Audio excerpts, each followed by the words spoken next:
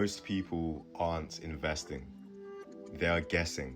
They are not allocating capital with intelligence. They are throwing money at stories, throwing money at trends, throwing money at companies they don't understand, in industries they couldn't explain, solving problems that don't even matter. And then they wonder why the returns are average, why the conviction is weak, why the wealth never compounds. Because the market does not reward random enthusiasm. It rewards usefulness. That is the first principle. Money runs towards solved pain, not pretty branding, not cute missions, not this sounds exciting. Solved pain. So if you want to invest like a man with vision, you need to ask the correct questions. Not what company is popular right now, but what massive problem is the world desperate to solve? Energy, housing, AI infrastructure, food systems, water scarcity, aging populations, cybersecurity, logistics, defense, supply chains, medical bottlenecks. These are trillion-pound headaches. And where there is a trillion-pound problem, a trillion-pound headache, there is usually a billion-pound opportunity. That's how kings think. They don't ask where the crowd is looking. They ask where the pain is building, because pain creates urgency. Urgency creates budgets. Budgets create markets, and markets create millionaires. But here is the twist that most people are missing. You should look at these giant world problems mainly for investment. Why? Because solving civilization scale problems yourself is a different beast entirely. It takes huge teams, huge balance sheets, huge political navigation, huge technical depth, and even larger patience. So yes, you should absolutely invest in the companies with the capability to network and infrastructure to solve large-scale problems. But your own personal energy, your own obsession, your own sacrifice, that should mostly go into your ventures, your development, your companies, your skills. That is the balance. Invest in scale, build in proximity. Invest where the world is broken. Build where your hands can actually touch the outcome. Because let's be honest, for most people, putting £20,000 into your own service, media brand, sales skill, software idea, or specialist expertise will produce a far greater return than trying to become some mini hedge fund genius with no edge. Listen to that again. Your best investment might not be another stock. It might be your own capability, your own company, your own audience, your own systems, your own name. Because when you invest in yourself properly, the return is not capped by the market. It expands with your discipline. And that is far more fulfilling. Because ownership changes a man. When you build something yourself, you don't just receive money.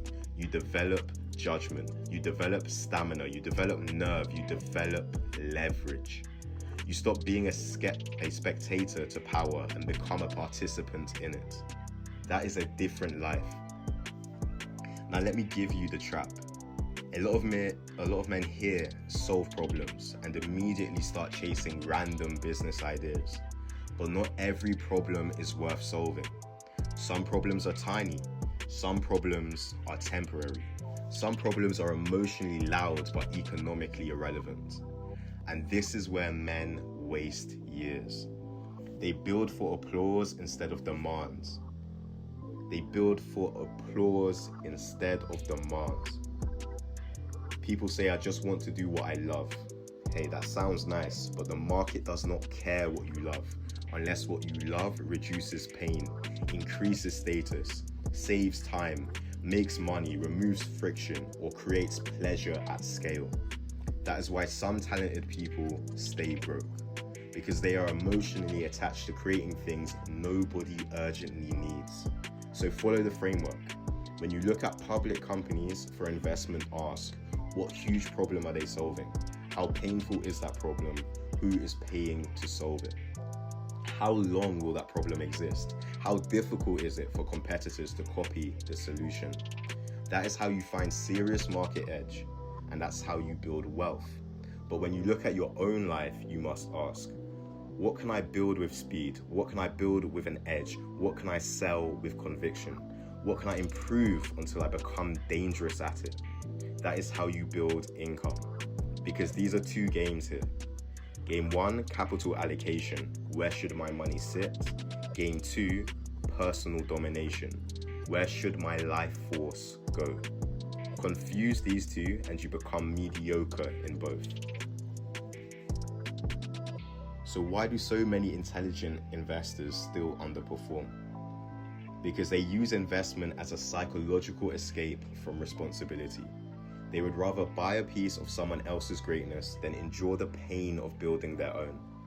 That is uncomfortable, but it's the truth. Buying shares feels sophisticated. Building a company feels brutal. Buying shares feels clean. Building a skill stack feels slow. Buying shares lets you pretend you're in the game. Building makes you bleed in it. And that is exactly why building transforms you more. So yes, invest in companies solving giant, ugly, unavoidable problems. That is intelligent. But never let investing become an excuse for not developing your own enterprise. A man should have assets working for him, most definitely. But he should also be becoming more valuable every year, more articulate, more disciplined, more technical, more persuasive, more strategic. Because your greatest asset is still the machine behind your eyes. Let's take Peter Thiel. Thiel understood something most investors missed. The biggest fortunes are not made by backing average companies in crowded markets. They are made by identifying businesses with the potential to dominate a category by solving something important in a unique way. He was not obsessed with noise. He was obsessed with monopoly-level usefulness. He grasped that the best investments do not just participate in demand. They reshape the future by solving a hard problem better than everyone else. That's why the logic was never what's exciting. It was what's changing the game. A payment system that made online commerce work more smoothly, a data company built around intelligence and defense, a search for businesses with deep asymmetry. He allocated capital accordingly, not like a gambler, like a strategist.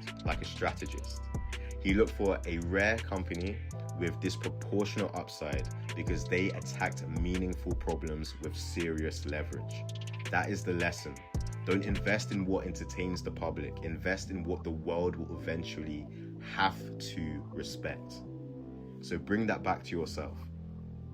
You don't need to personally build the next giant infrastructure company, but you do need to think like a man who understands where reality is moving. So maybe your investment lens is on energy, automation, computation, defense, agriculture, or water. Fine. But your personal build might be simpler. A sales agency, content brand, consultancy, solar business, recruitment firm, software tool, high income skill monetized into a company. That is where many men miss the plot. They are looking for 100x investments while living with 0x effort. No. Become a better operator first, then become a better allocator. Build cash flow, then buy conviction. That is how you stop needing miracles. And understand this deeply. It is often far more worthwhile to put money into your own venture because in your venture you have control. You can improve the offer, improve the marketing, improve the sales process, improve the fulfillment, improve the brand, improve yourself. That means your input can directly raise the value of the asset. That is beautiful. That is masculine. That is fulfilling. Because now the return is connected to your growth, not just your luck. So the final message here is simple. Invest in companies tackling massive, unavoidable global problems. That is where scale lives.